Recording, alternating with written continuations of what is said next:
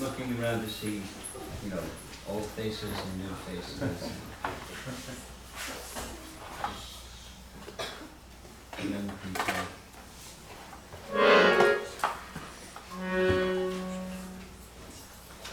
Well, I had an idea, and part of the reason it's being late is the idea changed.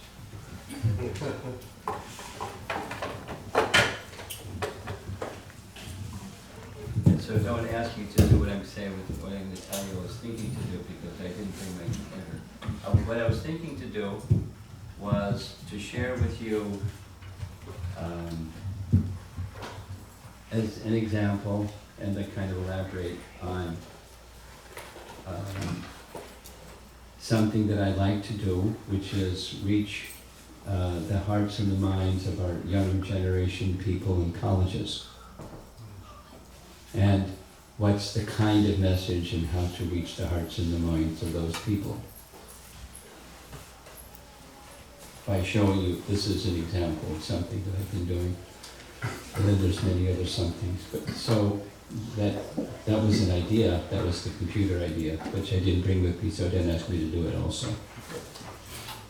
But instead I thought to share a little bit from part of what I discussed this morning, which is some part of what I learned during the month of October by visiting Nasik, Pandharpur, and Hampi in South India. Those are places I've never been before, but so let's step back. And so a service that I like is sharing Srimad Bhagavatam. I really more than like Srimad Bhagavatam. It's life for me, and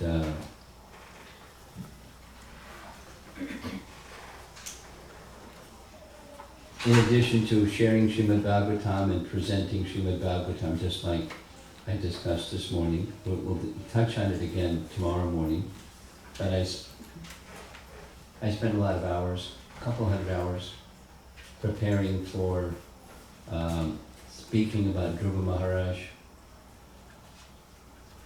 There's only 5 chapters, but it was for 13 parts, and so I learned a lot. I just like, the Bhagavatam is so nice. Just dive in and you can't find the bottom.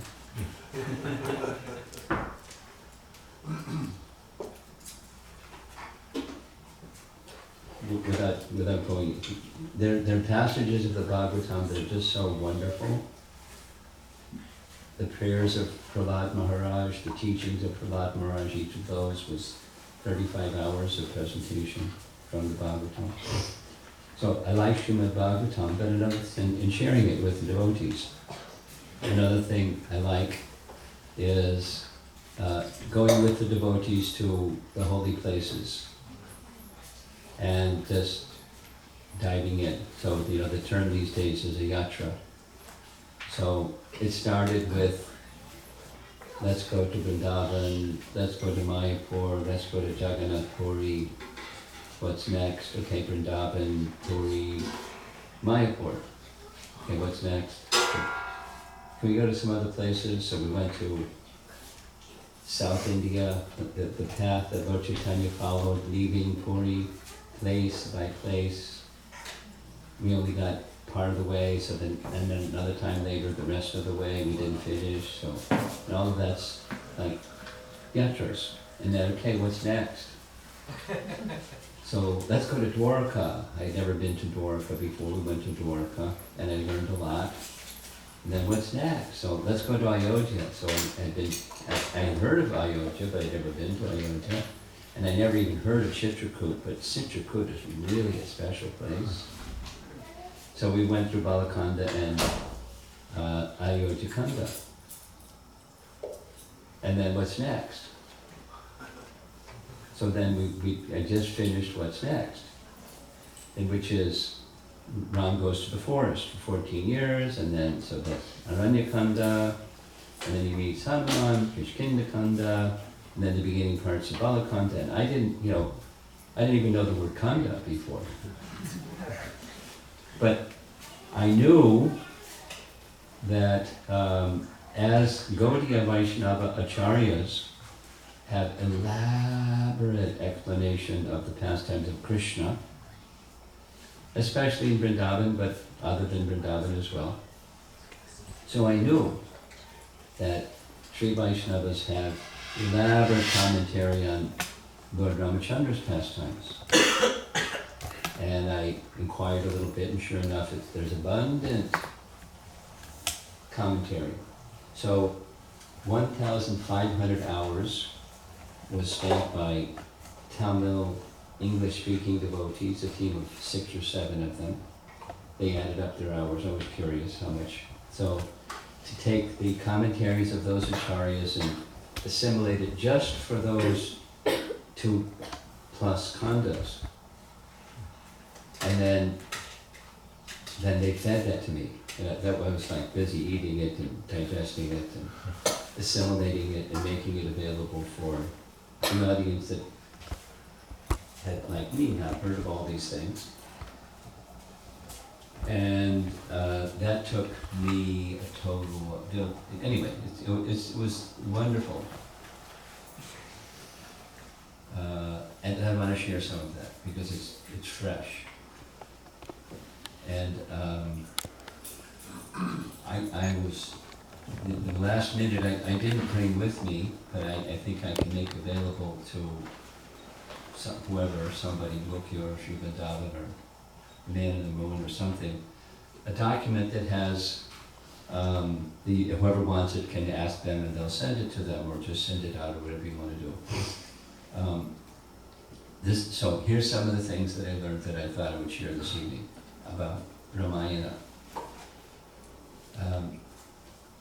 The spiritual master the primary spiritual master amongst the many spiritual masters of Ramanujacharya is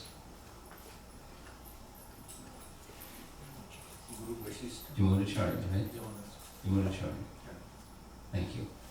I mean, I just was making sure everybody's paying attention. Yamunacharya taught that the Ramayana is a treatise on Sharanagati. Bhaktivinoda Thakur, as we know, wrote a whole set of songs on Sharanagati, and we know he followed that line of the 6 limbs of Sharanagati. That's the standard that is Gaudiya Vaishnavas, we know.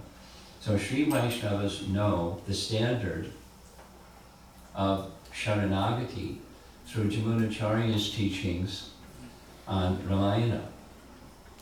At least this is one of the versions that's out there. And Yamunacharya taught extensively to Sri Shailapurna, who is directly related to, and also to Ramanujacharya. So Ramanujacharya heard from Sri Shailapurna all that Yamunacharya taught to Sri Shailapurna about Ramayana. And then, of course, Ramanujacharya taught his followers, and the line of succession following him embodied those teachings and expanded them in various commentaries. And Govindaraj is one of those commentators. I never heard of his name before. I mean, I've heard of his name, but I'm not quite familiar with his name. And his writings are just intoxicating, spiritually intoxicating. They're really wonderful. And so there's a list of 18 principal features or lessons within Ramayana that teach about surrender. And I thought I would just share a few things from the 1,500 hours of research that these nice devotees came up with. Now, don't ask me for that document because I don't have it, because I received portions of it, kind of filtered, then I took those and filtered further, and so, but I don't have the original one. And the person who helped coordinate all this. He's up to here, and I can't ask him to do anything more right now. Maybe at some point in time I will. Because it's a treasure.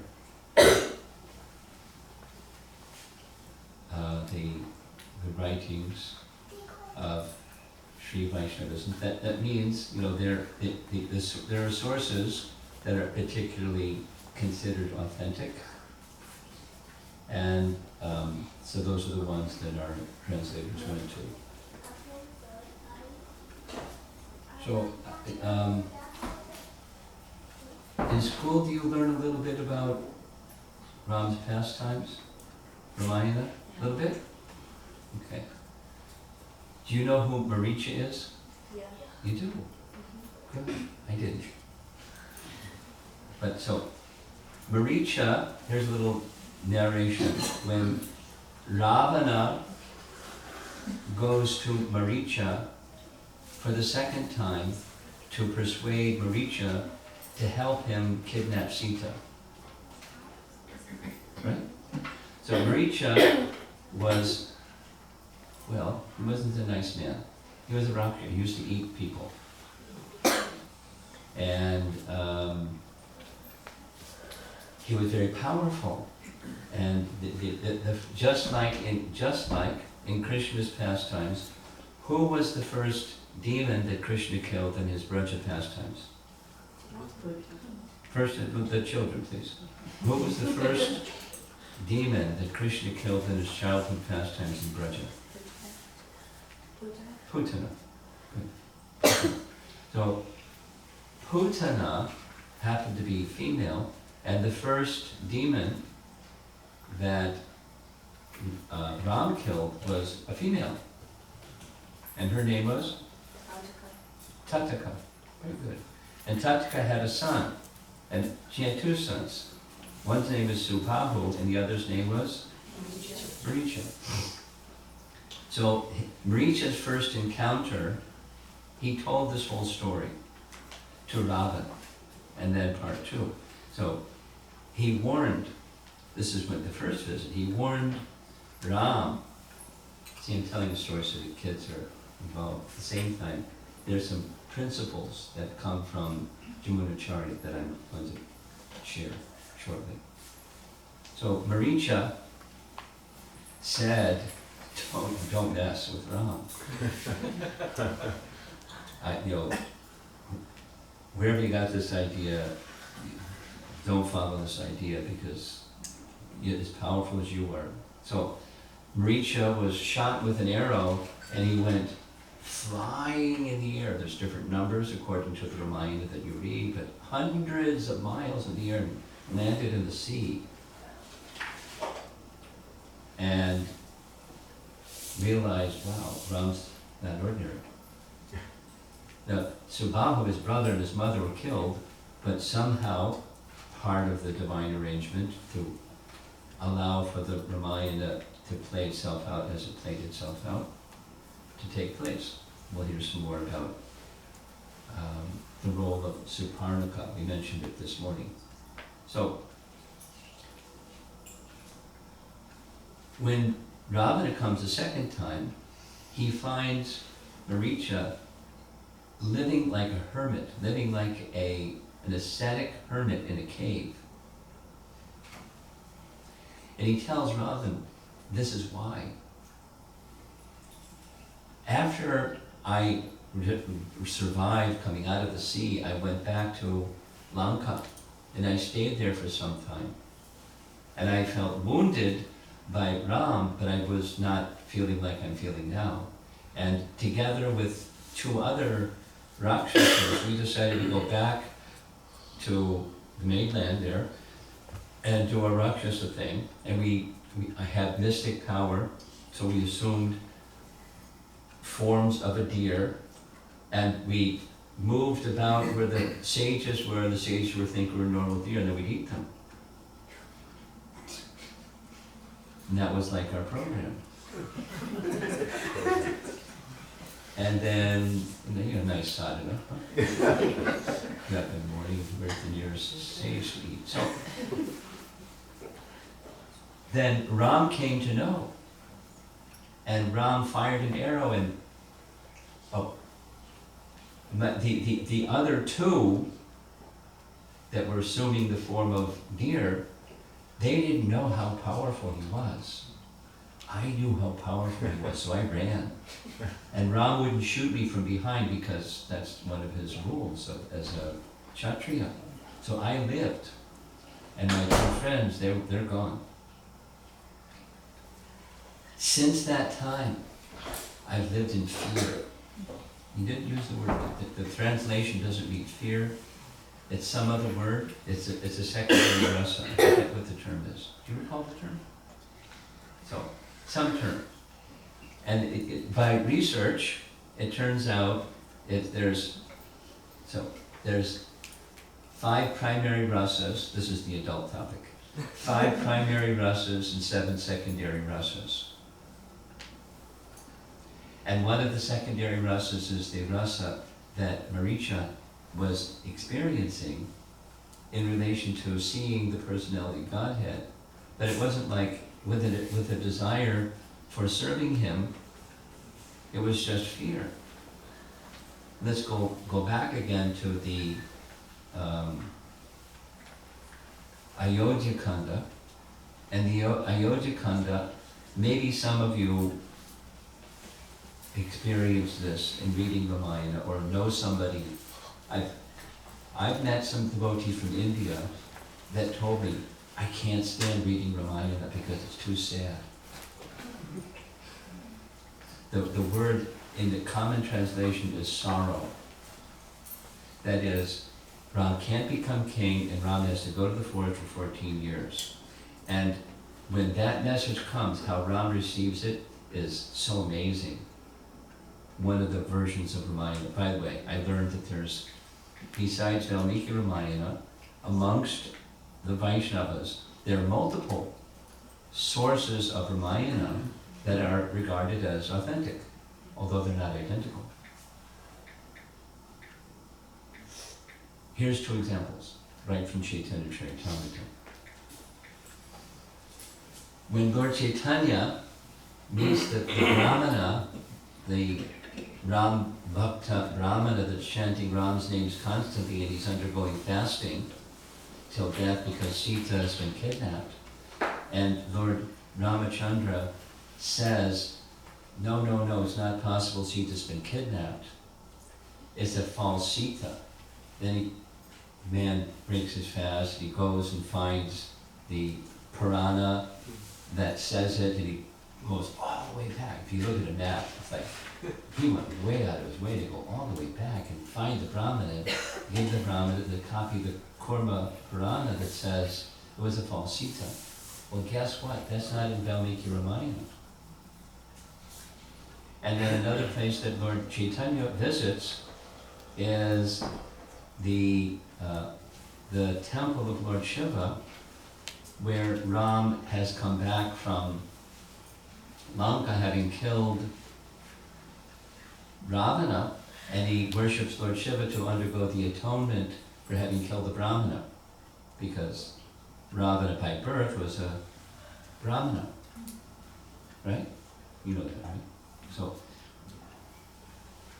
that's not in Valmiki Ramayana. Lord Chaitanya visited the place and chanted and danced in ecstasy, love of God at that place. That's not in Ramayana. So he's honoring, in short, and there's others. There are multiple Ramayanas besides Valmiki Ramayana that are regarded as authentic. There's elements that are different, but they're authentic. And there's different ways of understanding that. There's different cycles of the yugas, and that's another difficult topic to enter into.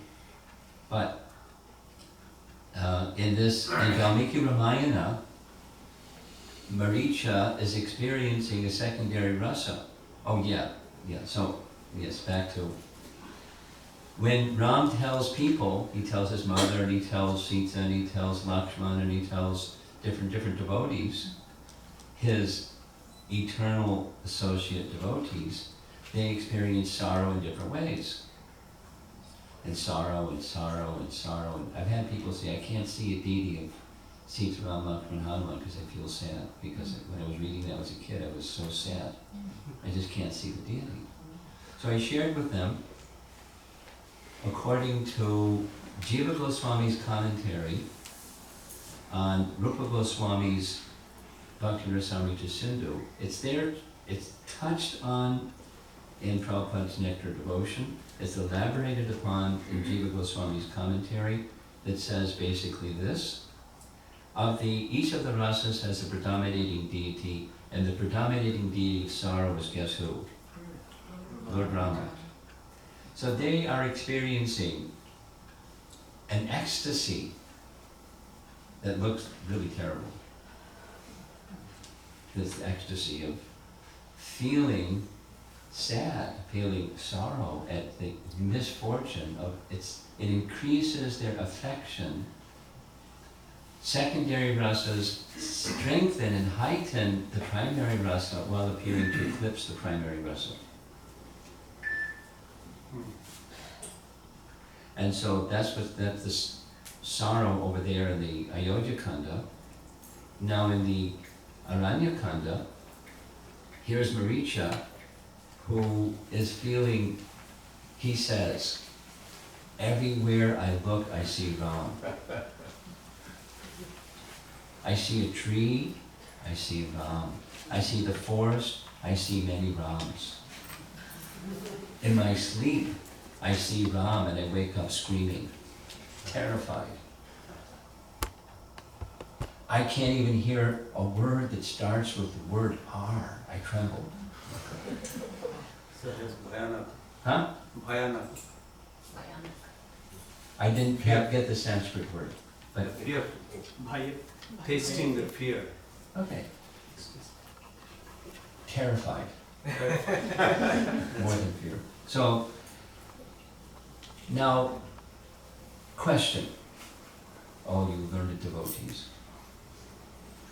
Since he knew, Maricha knew the power of Ram, when it came to Ravan saying, first he said it nice, can you please help me? You're like way up here and I'm down here and I need your help. Can you do this for me? He said, no way. I don't want to, you can do, whoever has put this idea in your head is your enemy. Give up this idea because it will destroy you. And it'll destroy the whole dynasty. But as far as I'm concerned, if you want to do it, go ahead, but I'm not going to get involved. And then Ravana changed his mood. He said, well, I'll tell you what. You either do this or I'll kill you.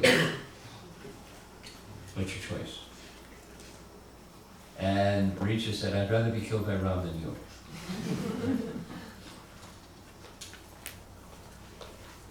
And so he agrees. And so he goes and does he's swimming the golden deer program. And he swims the golden deer and he does really well. So question,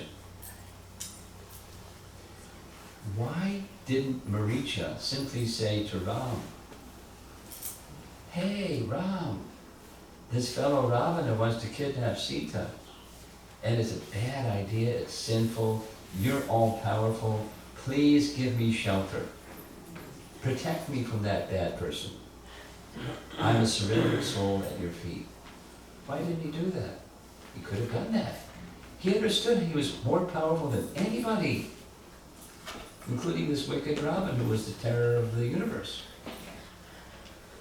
Why didn't he?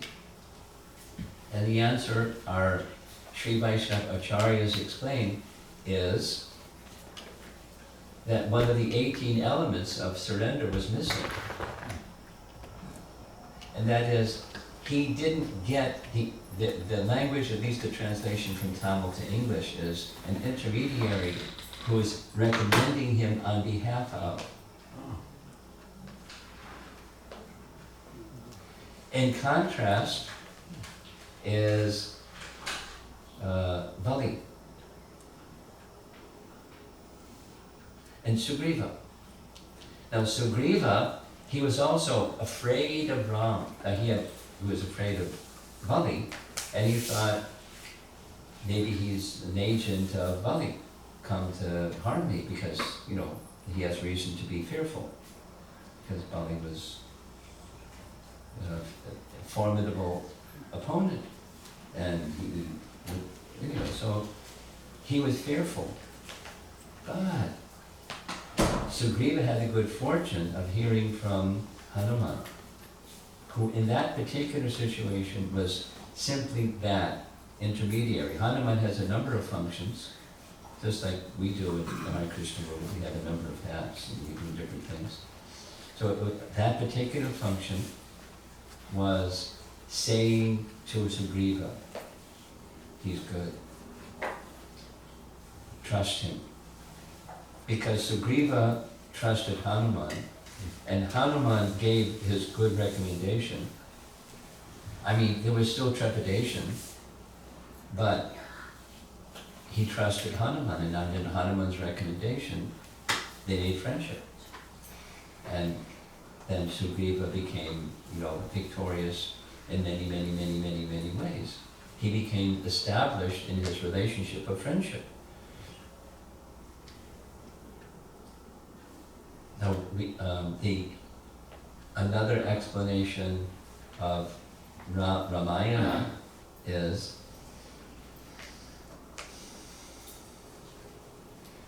the unique position of Ram amongst the places of pastimes in Vaikuntha. We know from, do any of you know, have you learned Brahma Samhita? A little bit? You know this one? Golokanamni nijadamni tareshatasya Devi Maheshu Haridam Suteshu Teshu Tete Raval Vijayasmi Tasyena Govindamadi Purusham Tamaham Najami. So that's a verse where Bhaktisiddhanta says Brahma is looking up. From his position, there's Devi Dham, Mahesh Dham, Haridham, and Goloka Dham. That's a hierarchy. And in the uppermost region of Haridham, or Vaikuntha, is Ayodhya Dham. Amongst the Vaikuntha planets, it's topmost. And it's topmost because there are features that are far more intimate than found in the rest of Vaikuntha. For example, in Vaikuntha, does Narayana have a mother and father? No. Ram has mother and father. They're eternal associates. Does Narayana have brothers? No. Ram has brothers, and there's the relationship of friendship and brotherhood, and so on. There's the Aishwarya feature is still really strong, and the personal feature is entering. It's not the same as Dwarka, Mathura, and Vrindavan. Vrindavan's super excellent position is because they don't even have a clue of the supremacy of Krishna, it's just the intimacy. But in Vaikuntha, there's this intimacy of loving exchange, filial affection, parental affection. In fact, all the rasas, all the 12 rasas are identified in Ramayana. And that's not done by Sri Vaishnavacharya, it's just done by devotees who are familiar with Ramayana enough to know what are the 12 rasas that are 5 primary, 7 secondary rasas found within Ram's Leela. So, at least one of the ones that can be identified with friendship, Sakya Rasa, is Sugriva. And Sugriva became that friend because of the mercy of Hanuman. Now Maricha could have had the same good fortune, but he didn't have Hanuman's association or anybody else in that position. So he just stayed in this secondary rasa space without, having it consummate. He didn't actually engage in. Now, going to your question, he got benefit. He was instrumental in the kidnapping of Sita, but he got benefit because he was killed by Ram. And then there was another question that the sages asked. When he was killed by the arrow of Ram, why did he call out, as was advised by Ravan? Lakshman, Sita, in exactly the voice, sounding like Ram. Why did he do that? And there's two explanations. He wanted Ravan to be killed. I didn't know that he would be killed by the kidnapping of Sita. So, because that was needed, that Lakshman wasn't there. Because no way could have Ravan have kidnapped Sita with Lakshman there. I mean, that was part of Ravana's idea. But it's also part of the Leela, because the Leela includes Ram, Pritranaya Sadhunam Vinachaya Chaduskritam. And for the 14 years of exile, just like you mentioned this morning, but Mantra and Kaikeyi were induced by the personality of God to do what they did. It was a major turning point. One of the reasons is all this enhancement of the primary rasa through the secondary rasa of sorrow. And another is so that Ram could go to the forest to give his personal association to the sages that were engaged in meditation. So here's a connection between this Dhruva Maharaj story and the Aranyakanda section of the Ramayana. So in the Dhruva Maharaj story, Dhruva is engaged in meditation, seeing the personality of Godhead in his heart, specifically on the whirl of the lotus of his heart. And he's in ecstasy. His body is exhibiting symptoms of ecstasy. And then, so there's a series of things that happen. The universal air becomes suffocated. The demigods go to pray to the personality of God, help. And so he comes. But another is the special mercy. No, this is one of the symptoms of surrender. This 18 items. The personality of Godhead will come to one who becomes fixed in devotion to him. So Ram wanted to go to the forest. Ram wanted to go to the forest to give his association to the sages that were engaged in meditation, like Dhruva was engaged in meditation. So the Lord came before Dhruva thinking, our acharyas say, such a nice boy. He's doing so much severe austerity. Let me show myself to him. And there's multiple things going on, but that's one of the reciprocation of this process of surrender. So similarly, Ram goes for 12 and a half of the 14 years. He's like diddy-bopping around in the forest and going to see different sages, and they get to see him. And they're like, wow. Like Krishna did when he went all the way to see King Bahudashva and Shrutadev, because they're so far away and they never got to see him, and so he made a little tour to go see them.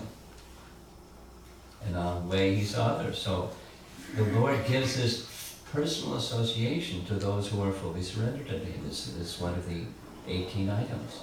And that's what Ram was doing. But 12 and a half years passed and he hadn't done the other half. Vinachaya Jaduskritam. And so Suparnaka is the instrument. Now, did Suparnaka get benefit? That was our question. Yes. Yeah. and she gets some benefit. You know, she precipitated a purpose of Ram's appearing, which was killing Ravana and the horde of Rakshasas, all those demons and everything, the 14,000 in the forest, and off to Lanka, and all the whole drama, and his mood of separation when Sita was killed. So it's all, in one sense, it's all legal. And Suparnika had played a role, although she played a role that looked like, you know, she was a slick lady, very manipulative. She knew all of Ravana's buttons, and she knew how to push them, and he did what she wanted him to do. Very duplicitous, very manipulative, very effective.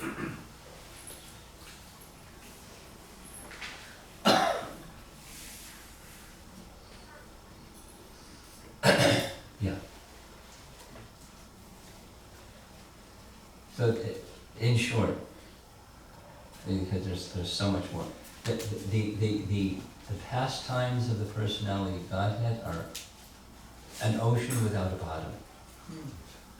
And how can we understand such things?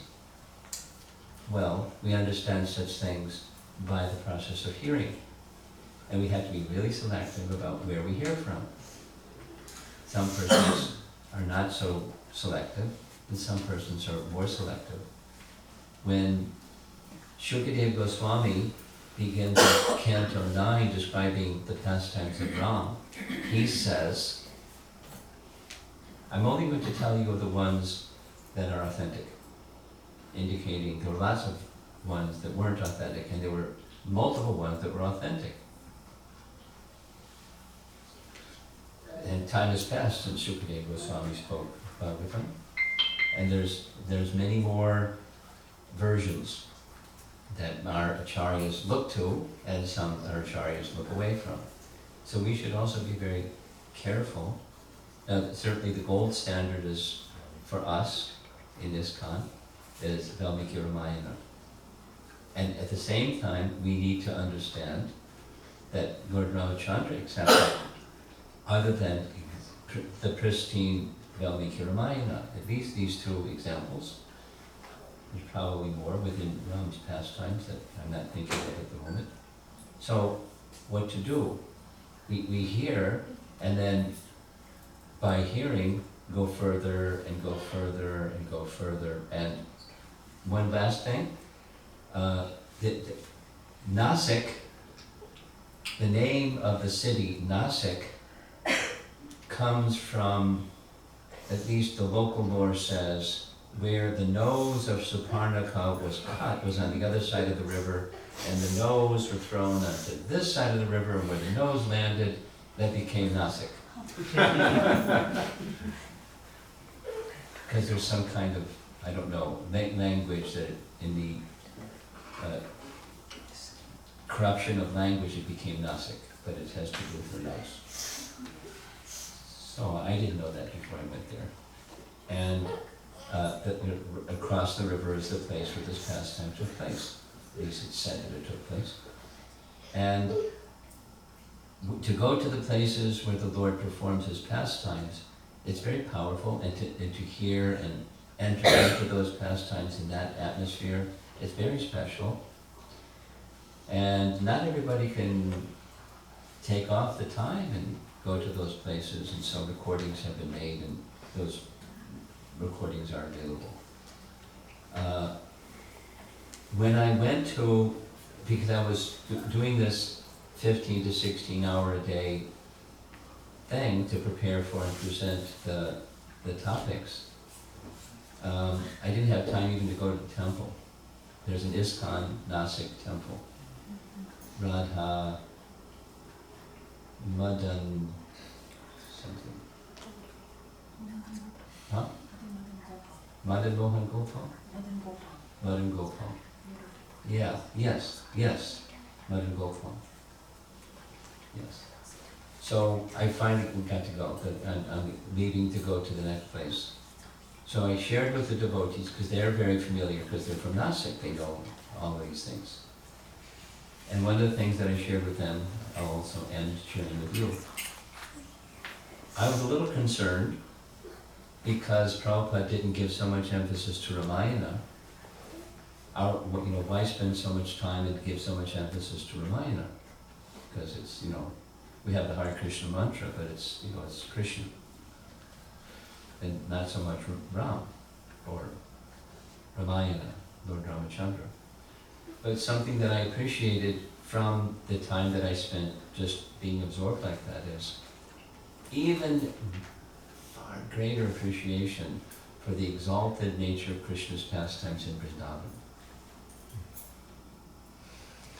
They compare and contrast kind of. While the sweetness of Ram's pastimes are really, really nice, the sweetness of Krishna's pastimes in Vrindavan are unexcelled.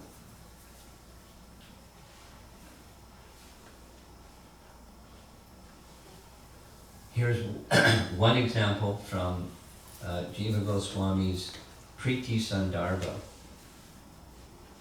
In Priti Sandarbha, Jiva Goswami writes that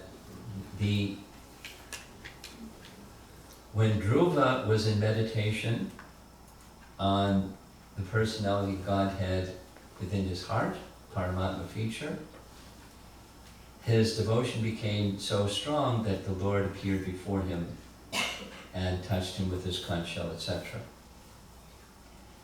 No, he doesn't write this, but similarly the sages in Dandak forest, they had personality of Godhead Ram come directly before them, although they were seeing him within their heart, and their prayers say like this. But Jiva Goswami writes, the residents of Vrindavan, not only the gopis, but the residents of Vrindavan, their love for Krishna in separation from Krishna was so strong that they actually, even in separation, they saw Krishna before them.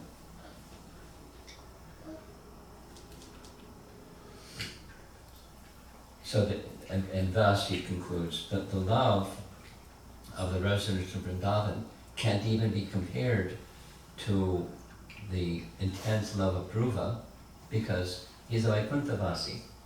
That's where he went. Not like that's inferior or not pure or something like that. That's the nature of his love. And the nature of his love even when chanting his mantra. Om Namo Bhagavate Vasudevaya. Om Namo Bhagavate Vasudevaya. Om Namo Bhagavate Vasudevaya. It's explicit that the verse is Vasudev. Vasudev is Krishna. An aspect of Krishna is all of Krishna's expansions, etc., etc. And so he received a type of devotion corresponding with the devotion of his spiritual master, with Narada Muni. And in Brihat Bhagavatamrita we find Narada Muni and Uddhava speaking the glories of this little boy Gopakumar. He wants something that we're not even eligible for.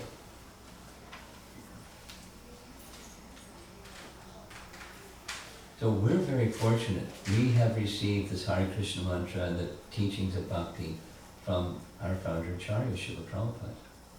And he, as a strict follower of Rupa Goswami, we're eligible for that same love that Lord Chaitanya came to give, that Braja Prema love, given so nicely by our acharyas for our benefit.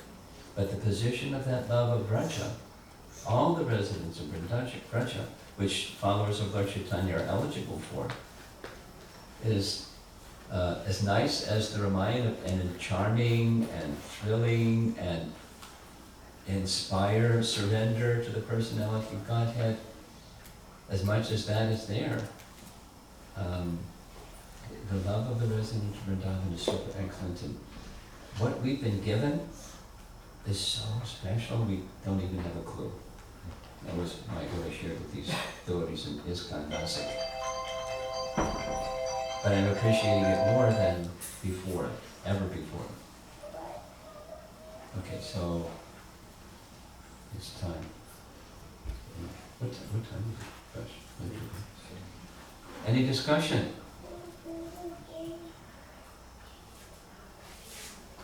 Yeah. Alright, when Maricha was running away, knowing that Lord Ram will not shoot from the back, Yeah. but Lord Ram did kill Bali from the back. What is your explanation? Oh, I don't explain it. He explained it. He shot it in the chest, not in the back. They shot from behind a tree. Yeah. So that's the question, not from the back. And the explanation from behind a tree, there's a whole section.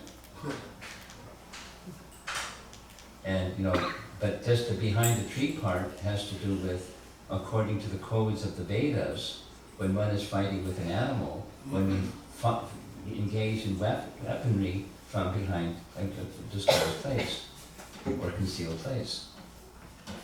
That was his explanation. It's not against the codes of Dharma. It was in his chest, not his back. Yeah. There was other things. Go ahead. The applicant or Ramayana took place in Treta Yuga.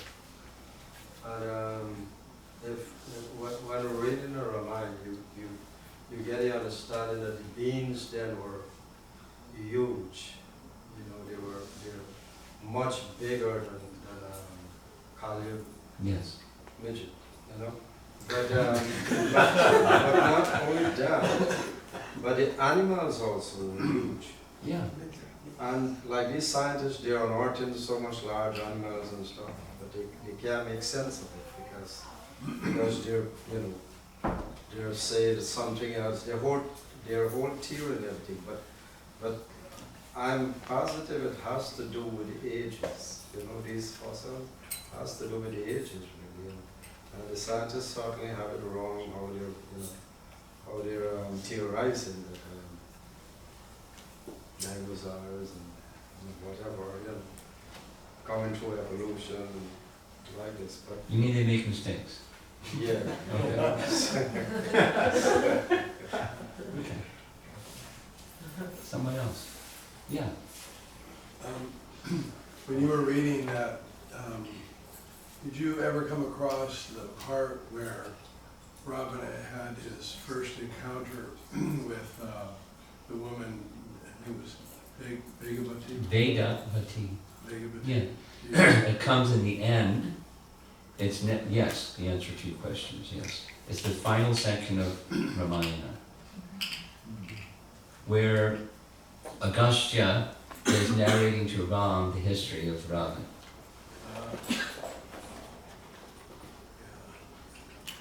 I was listening to this one devotee who reads the Ramayana.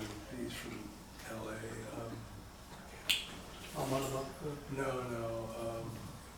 Can't think of his name, but anyway, there's a nice part where Ravana is coming from I think he's coming from conquering something. Yeah, he's in his Pushpaka Viman, he sees this nice girl down there, so he goes and checks her out. And then when he touches her Hair. hair, She just goes. she with mantra she just like cuts the hair off her. Yeah, I know the story. Yeah. I found that really fascinating. But it comes at the end and But it's narrated about his life and the final conduct.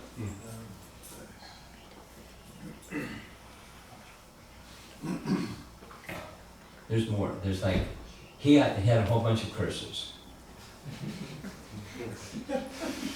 one of the curses, you may know this one, most of you may know this one, but Nala Kuvera and Manigriva, the two sons of Kuvera, that's one of the places he visited because Kuvera was his stepbrother. They had the same father but different mothers. So Kuvera, he went to visit Kuvera, and he was like, you know, his macho Ravana mood. And, you know, they had a big battle, and that's where he got the Pushpaka Vimana. That's how he went sailing around. And one of the places he went was where the wife of Nala Kuvera, or Nala Kuvera, actually, and he saw her. So now, their brothers, stepbrothers, Kuvera and Ravana, and then Kuvera's son, Nala Kuvera, had a daughter, had a wife. So that's his niece. And he molested his niece. You know, she spoke nicely and said, you're my uncle. Don't touch me. And, you know, in different ways. And he more than touched her. He molested her. And she went back and told her husband what happened. And her husband confronted Robin and said, if you ever, without the consent of a woman, if you ever violate a woman, you'll instantly die. So he wasn't really sure if that was going to work or not, but he didn't want it. That's why he was saying to Sita, you submit to me 1 year or I'll have you for breakfast.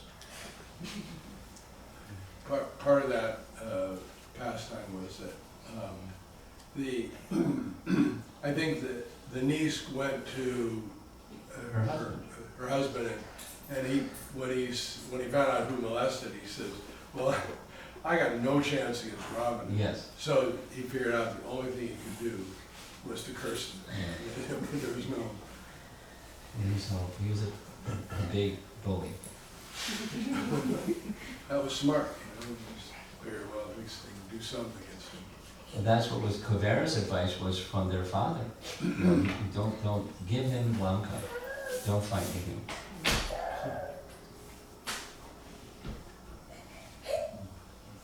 Anyone else? Yes. Pretty much, we hear all these demons like Maricha and even like Kamsa. They were so fearful and so much afraid of the Supreme Personality of Godhead. They were seeing them everywhere in their dreams, and like you're saying, Yes. Maricha was seeing them sleeping and waking up and everywhere. And we really want to see how, as devotees, we can get that mood of actually thinking of Krishna like that all the time. Not like that, but No, no, no. Thinking of Krishna when you're with every minute of our life. And something you could tell us to kind of intensify that remembrance. Sadhu Sangha and in Sadhu Sangha Bhajana Kriya. That's what we're doing. That's the principle. Sadhu Sangha, and in the course of Sadhu Sangha, in Sadhu Sangha, forever, Bhajana Kriya, hearing and chanting of topics, in a mood of appreciation of how wonderful is our Lord, and how kind and how merciful is He. Thus precipitating the mood of surrender and service to Him in all that we do. It's essentially making that tendency is natural, it's already there at the soul level, it just needs to be awakened, and that's the awakening process. So immerse ourselves in the awakening process. According to our requirements, our guna and karma and our psychophysical natures, we have different ways of going about that. But, in our own way, we go about that as much as we can.